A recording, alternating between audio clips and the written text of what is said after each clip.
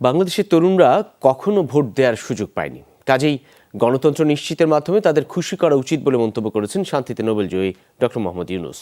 ভারতীয় গণমাধ্যম এনডিটিভিকে দেওয়া সাক্ষাৎকারে এই মন্তব্য করেছেন তিনি। ডক্টর ইউনূস বলেন, এখন আমাদের প্রথম কাজ হচ্ছে তরুণ প্রজন্মের কথা শোনা। এ সময়ে দেশের বর্তমান পরিস্থিতি নিয়েও কথা বলেন তিনি। বলেন, বাংলাদেশ অস্থিতিশীল হলে মিয়ানমার সহ আশপাশের দেশেও তা আগ্নেয়গিরির অগ্নুৎপাতের মতো ছড়িয়ে পড়বে। প্রভাব পড়বে পশ্চিমবঙ্গের 7 সিস্টার্স পর্যন্ত। বাংলাদেশের 17 কোটি মানুষ, যাদের বেশিরভাগই তরুণ এবং তারা কখনো ভোট দেওয়ার সুযোগ পায়নি। এখন এটি নিশ্চিত করতে হবে যে তরুণ প্রজন্ম সন্তুষ্ট, তরুণরা যেন বুঝতে পারে দেশে গণতন্ত্র রয়েছে। আমাদের প্রথম কাজই হবে তরুণদের সাথে আলোচনায় বসা।